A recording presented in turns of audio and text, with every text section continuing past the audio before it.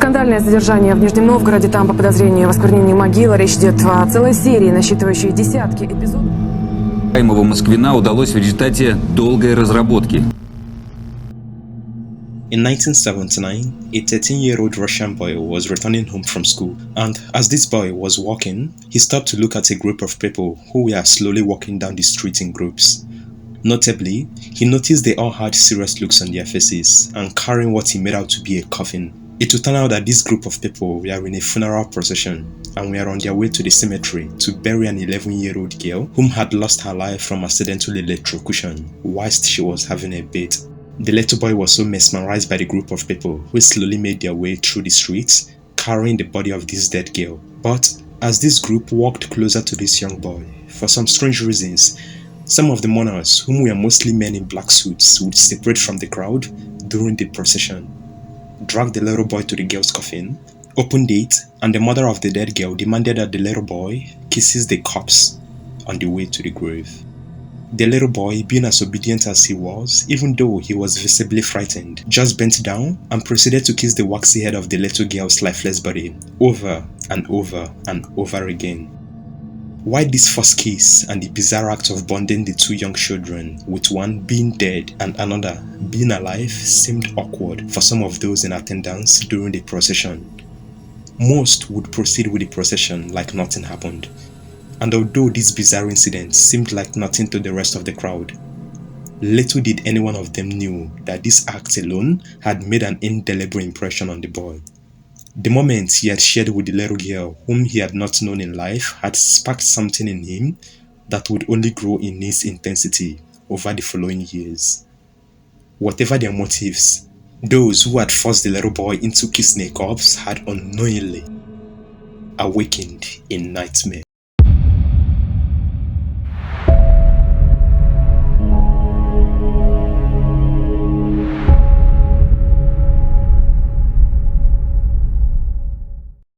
Olga Shadimova was born in 1992 in an old town known as Nizhny Novgorod, 250 miles east of Moscow, Russia's capital city. By the age of 3, Olga, who was so loved and adored by her parents, Natalia and Igor Shadimova, were so loving and protective of her, and in turn, little Olga was so fond of her parents, and it was evident that she was just this free-spirited child who just loved life.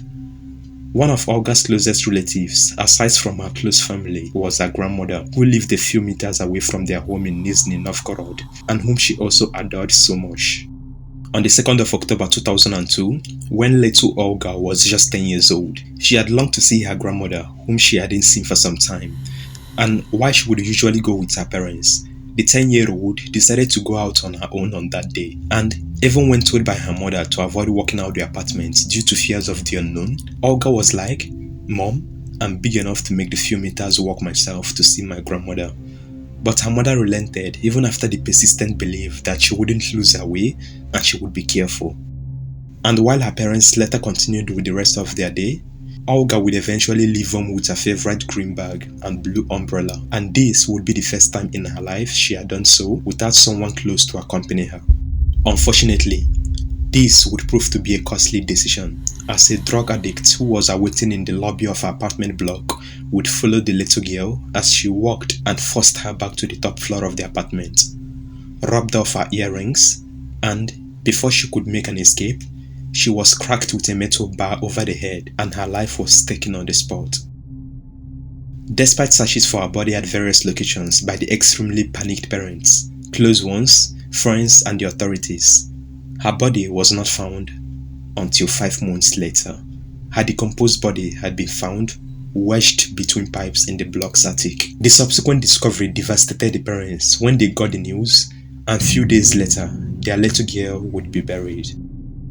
Olga was clearly loved and missed during and after her lifetime respectively, and this was evident because over the following months, her mother would always visit her gravesite to talk to her, drop flowers, and tell her little girl on how she and her father missed her so much.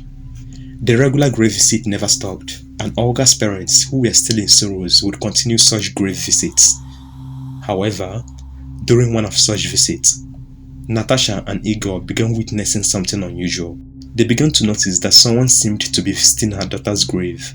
Like whenever they visited their daughter's grave, they began to find some notes with written words dedicated to their beloved child. In one of the several anonymous notes found by the gravesite, a rough translation reads, "Little lady, congratulations on finishing 6th grade. Keep growing as a kind, smart, pretty girl. We are very proud of you. Come visit us and sorry for that mistake. The jacket is hidden behind the rafters." Other written notes that were left in Olga's grave included every small detail of her life, like her birthday wishes, congratulation notes on public holidays, during the start and end of each school year, the grade level she was about to enter, celebrating Olga's grade, tampering with the gravestone, and other information which only Olga's immediate family should only know, and worse still for the parents, the writing on these notes were not really familiar to them. Initially, they thought this would be just a one-time thing. However, they couldn't be more wrong, as they kept on receiving such strange visits on their daughter's grave. They began to live with fear each time they went to the grave, not knowing what to expect, and the family would eventually go on to endure such torture and torment for 9 good years from someone they didn't seem to know, but whom seemed to be close to their daughter, even after death. And why the Russian police in Nizhny Novgorod were involved during these happenings. Over those years, not much progress was made to catch this mysterious being, whom had been writing different letters and signing mystery notes, being signed with the word "Kind Angel." It kept on coming and being addressed specifically to Olga as if she was still alive. But everything would begin to change around 2010, when so many bizarre reports began to make the rounds within the city. Around 2009 till mid-2010s, several concerned families began to arrive at the police headquarters claiming that they had been victims of robbery. But it wasn't just any robbery. The remains of their loved ones had been dug up and stolen. A situation that immediately alarmed the authorities, since there was a clear relationship between the more than 10 complaints that had occurred in less than 3 months in the locality. The stolen bodies were of young girls specifically. However, after so many failed leads, no progress was made to catch the person or persons involved. Other several happenings around local cemeteries kept on taking place around the Russian city of Novgorod in 2011. There have been reports of someone painting over the pictures of dead Muslims in their respective graves. However, as investigations started, the authorities discovered that this person, after painting over the pictures, wouldn't damage anything else or desecrate these corpses. But then, there began to be growing suspicions of a certain individual with a local reputation for these frequent visits to and knowledge of cemeteries. The investigators also assumed that this person might have also been the one digging up graves of dead people around the cemeteries within the city, which had been making the rounds for years, including the Muslim ones.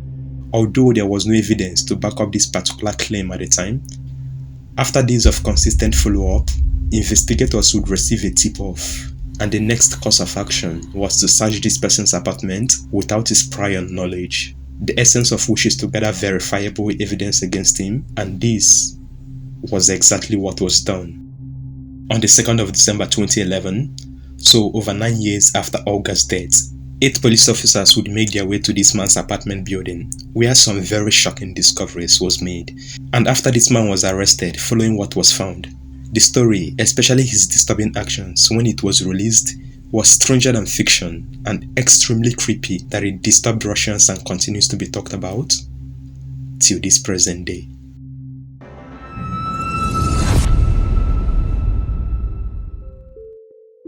Guys, I would like to say a very big thank you for supporting this channel and would love to see more engagement towards these stories. Any sort of criticism, especially positive ones, would be highly welcome, as my main aim is to continue to perfect these stories for your own entertainment. And if you do love true life horror stories just like I do, other forms of support, whether it be via subscribing, liking the videos and commenting your thoughts on the stories, would be greatly appreciated. If you would like to show more love to a dark channel such as this, you might also consider joining the channel as a member. Click the button below to see perks. Also, saying thanks using either the super thanks, super chats or super stickers to show support whenever would be greatly appreciated, and all the effort would go into acquiring more resources for researching the stories and also upgrading equipment for our videos. Once again, as this channel continues to grow, it's all thanks to you all who keeps on either sticking around and returning to the channel. And with that said, let's continue with the story. As the Russian police officers made their way into the apartment building, inside this man's small 3-bedroom flat, the 8 officers, on opening his door, walked down to a corridor cluttered with various dresses. They also saw other sorts of bright, colorful clothes and rooms filled with various academic books, with many other hoarded household materials. However, what caught their attention, first of all, were the life-size dolls that were found all over the place. The officers were like, why have toys if you don't have kids? And this would be the correct thought of the officers, who did not hesitate to suspect that something was wrong, and that they were dealing with a suspicious case. And although at that moment the officers couldn't wrap their heads around it, there was still a certain level of creepiness within the apartment, as in one of the rooms, the camera would zoom in on one of the girl doll faces wrapped in a light fabric material, and one of the officers would say something that shocked everyone to the core. Вон лежат они уже древненькие. Ну, сколько Замумифицированы. Это же он здесь эти делал, да? Да, из трупов кукол. То есть глины там, да? Да. Там все девочки, да? Ну, как правило. This officer had closely observed that particular doll, including the rest of the dolls all around the house, and then said to the rest of his colleagues, "These dolls are made of mummified human remains." And true to these words, every doll within the house was searched, and it was discovered that every single one of them were all human remains, some in wedding dresses and others in children's costume. This man had mummified all of them, and the man who had been tipped off as the possible suspect was the 45-year-old by the name of Anatoly Yoyevich Moskvin.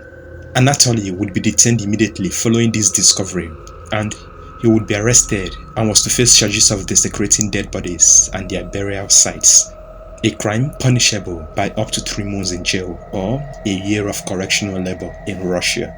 26 of such mummified dolls would later be confirmed. All of the collected mummy dolls would be seized and taken for examination by the authorities to find out who they belonged to and where they were buried. And after some weeks, further DNA testing of all the retrieved mummies would confirm them to belong to different young girls between the ages of 3 and 12 years old. He would also confess to 44 counts of abusing graveyards. It would also turn out that in an article which Anatoly had written before his arrest, dated October 26, 2011, he had stated some confession, including what led him towards the disturbing fascination towards the corpses of little girls.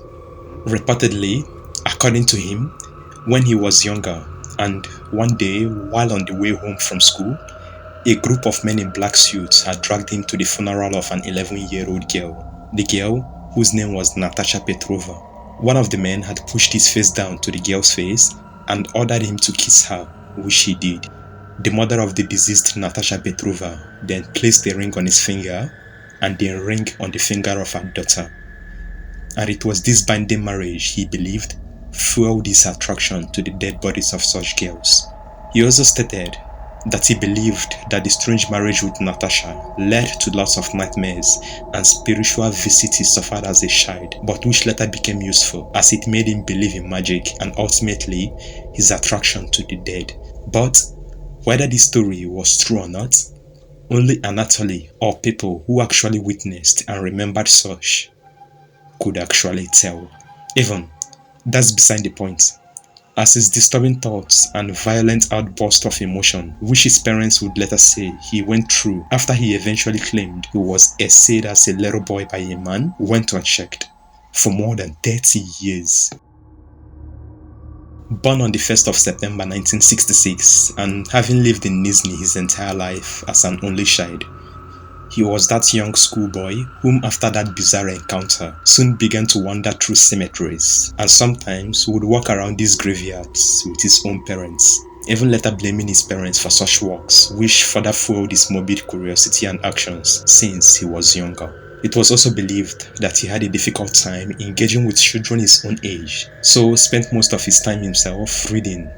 And As his fascination for the dead continued to grow, he also developed a strong passion for learning languages.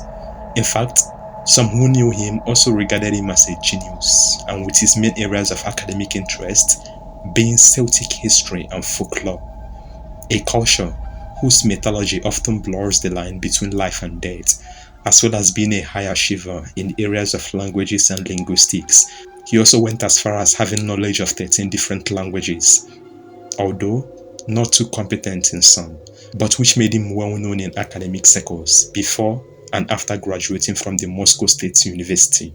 It would also turn out that as an adult, not only was this man living a secluded life, he was also never married or dated and preferred to live with his parents. He also was said to not drink or smoke and was also a virgin, as he found sex to be disgusting. He was also an author and a journalist, described himself as a necropolist, an expert in cemeteries as he had a deep-rooted interest in them. He also found interest in burial rituals, death, and the occult.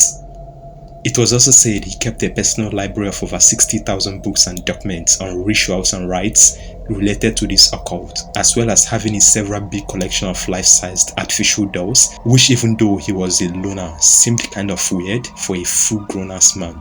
Not one or two, but lots of them. This would later transform to him making such dolls himself, which Anatoly's parents, who shared the apartment with him, mistook as his hobbies.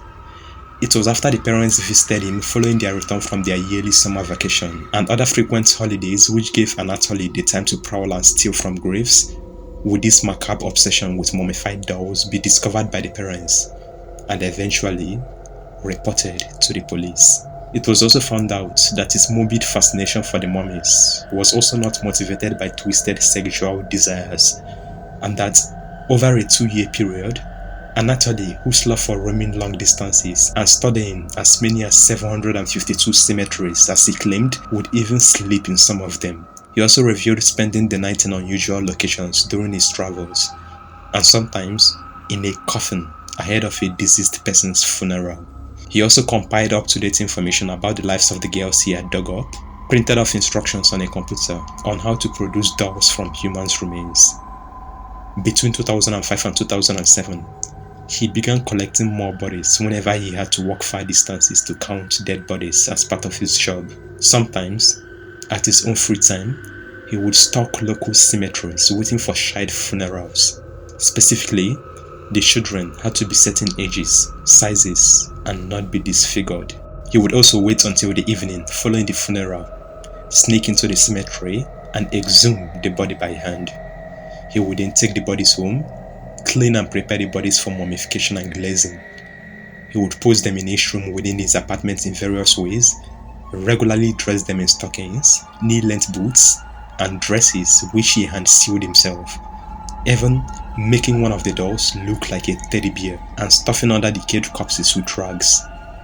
He would also give them things like hair, lipsticks, applied makeup, including inserting doll eyes in their eye sockets so they could watch cartoons with him. Also, attached inside some of their rib cages were music boxes for sounds to make him feel less lonely. He would also sing songs to them like they were his children, and regularly mark the birthdays of each of his dead victims with parties in his bedroom. And from here comes the written notes and various other details, which were found in Olga's grave by the parents after her death. All along, he began living inside his apartment with these corpses for around a decade, which tallied with when the Shademovas began seeing strange notes in Olga's grave, including other series of grave robberies. Police even discovered that the clothes worn by the mummified corpses were the clothes in which they were buried. These were also personal belongings and clothing inside some of the mummies. One mummy also had a piece of her own gravestone with her name scrawled on it inside her body. Another one contained a hospital tag with the date and the cause of the girl's death. A dried human heart was also found inside a dead body. Disturbingly, he would also admit that there were other numerous dolls in his garage which he fancied less. So basically, whenever he didn't like a doll, he would place them in his garage. It would also be revealed that once authorities finally connected the grave robberies to him, they were initially unable to find the bodies, as they thought that these were the work of some sort of extremist organization.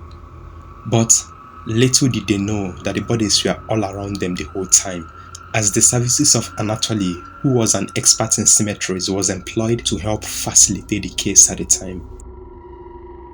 Anyways, following these bizarre discoveries, and after Olga's DNA was found in one of Anatoly's so many handmade dolls, and after linking the strange visits, notes, footprints, and markings found on Olga's grave to Anatoly, the police met up with Olga's parents, where they decided to dig up the grave for themselves to further confirm this.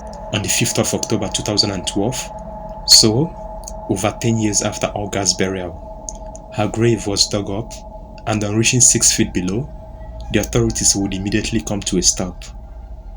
And this was because Olga's well-preserved coffin had this large hole at the top. As suspected, there was no sign of her remains whatsoever within the coffin that has obviously been broken. This discovery shocked the Shadimovas family, who were present with the police, as they clearly remembered one of the several notes they received on May 2003. So, over 9 years back, and with some signs that the grave may have been desecrated at the time. Thinking back, they also remember the day that their little girl was put inside that casket and buried on that particular grave. And the situation disturbed the mother the most, because it meant that all those times during the last 9 years Anatoly had her, she had thought she was spending time to talk with and lay flower for her deceased daughter. She had actually been doing so on an empty grave. Anatoly, who studied the corpses he stole, was also the one who kept on writing those notes, which he would regularly leave by Olga's graveside during his own visits, including other bodies he snatched from their graves. He was also questioned about the fact that there were only women and girls among his dolls. He would in turn reveal that this was due to the fact that he was never able to maintain a serious relationship. This is despite the fact that he had always longed for a family, and above all, a daughter. When questioned as to the reason for snatching up several bodies of young children around the city, well, the absurd reason I would reveal towards the end of the video. After investigators tried to study his mind, Anatoly would request investigators that the girls be buried on a shallow grave, as he intends to find them again whenever he is surely released. A statement which was so disturbing that people who knew the family as being nice were shocked by his very disturbing acts. An editor named Alexei Yesin, who closely worked with Anatoly in a publication called Necrologies during their time together, would also state noticing nothing too sinister about him, and even though he had an unusual behavior, and with Anatoly's various articles enlightening his interest in deceased young women, he only took it for a romantic and somewhat childish fantasy. Moreover, before his subsequent hearing in 2012, the charge of defacing Muslim graves, which was also considered a hate crime, was dropped. And during this process, and after the evaluation and other sorts of psychiatric tests was carried out on him, the evaluation determined that he had a form of paranoid schizophrenia. Medical personnel also discovered that the man, who was described as quote, a mad genius, seemed to be rational and sane most of the time. However, when he began to talk about his girls, he seemed to become immediately obsessed, like a switch had been flipped on. Following another court proceeding, he would be declared unfit to stand trial by the courts, as they believed he had a mental illness, and in May 2012, the judges declared that he be kept within the psychiatric hospital, from where he was supposed to be released in December 2018 after years of treatment. However, when the time came for him to be released in 2018, so just over 6 years of being supervised and treated under a medical facility, the psychiatrist who earlier claimed to have cured him reversed this claim, as they thought it was too early to release him. Then the authorities decided that he was not ready to return to normal society and that he should be held indefinitely. But in early 2019, as no new court order has been granted for such a move, this meant that he was technically free to leave amid claims he had made plans to move to Moscow. a scenario which sparked fury among Olga's parents and other bereaved parents of his victims, who described him as evil, and with majority of them believing that he's incurable and would surely return to his sinister actions, as he promised to do. The families all hoped that he remains permanently locked up in the hospital, where they felt he deserves to spend the rest of his life. In another move, a judge would demand that a new set of psychiatric tests be carried out on Anatoly to find out if his mental condition has indeed improved. Then over in 2020, a new hearing began where he asked to be released. Then he was given the chance to apologize to the families whose grave of their relatives he had desecrated. But he rather refused again, just like he did during his initial court ruling, stating and insisting in all that he helped bring the bodies home and warm them up after the parents abandoned their girls in the cold, and that their rights to these kids ended when they were buried. He also stated that if he ever gets freed, he would surely do it again, as he couldn't stand seeing such beautiful bodies decay any further. When the psychiatric results eventually came out, the court found out that Anatoly's condition had indeed deteriorated, and after several court-ordered delays that could have made him a free man, he was later denied his bid to be freed from the clinic in order to care for his elderly mother, relocate and marry his new girlfriend, including starting a new job as a foreign language teacher, which were all his plans. The court stated he could only be freed when he becomes medically cured or becomes an outpatient. At the time, after the bizarre discovery in his apartment, no one really knew Anatoly's main reason for snatching up the bodies of these dead girls. However, during his earlier interview, he stated that while he knew he was committing a crime over those years of collecting those bodies, he felt that the dead children were calling out to be rescued, and he believed that rescuing the children was more important than obeying the law. He stated that the reason for his very disturbed actions was because he felt great sympathy for the dead children and thought that these girls could be brought back to life by either finding ways using science or black magic. Another reason also being that he wanted to become an expert in making mummies. Also, to be able to communicate with the girls, which he did as he spoke to them while he kept them within his apartment. The corpses were also carefully selected, as he would sleep on their graves, try to get in touch with them, listen to what they had to say, and this practice for him helped him to determine if the dead were spirits or demons, an experiment which according to him later proved that they were rather spirits. But as he grew older, it became physically painful for him to sleep on the graves, so he began bringing the bodies home where it would be more comfortable to listen and sleep near them. According to him, he treated the corpses respectfully, and these girls would often request being taken out for a walk. These were statements which further tallied with his subsequent actions, as he also made plans to adopt a living girl, but which was refused mostly because, even though he had a new girlfriend, they were not married or intending to marry. It has also been reported that Anatoly had refused sexual relationship with a girlfriend and wouldn't approve her from having a child with another man either. Анатолий, что в итоге судья сказал? Пару слов скажите на камеру. А какое решение хотя бы можете сказать? Оставить в Оставить силе. без изменений постановления. Что вы по этому поводу считаете? Ой, извините, я не буду говорить. Анатолий, что-нибудь Саше хотите передать? Я написал в письме это. Передать, что я ее люблю.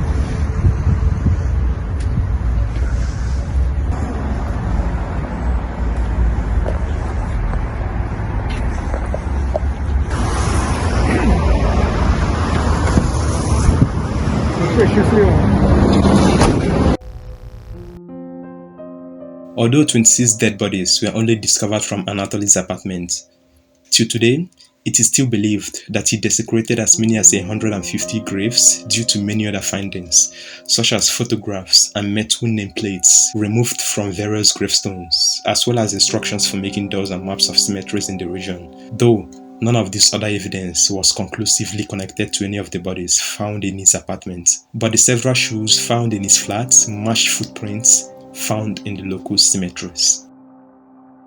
In a rather positive ending, The victims may now all rest in peace, as their recovered bodies have since been reburied in different grave sites, including Olga's, whose parents had to rebury without a name in a bid to protect her remains from the man she described as a sick psycho from ever finding her grave again, if and whenever he is eventually released, which might happen any moment from now if psychiatrists deem him to be cured.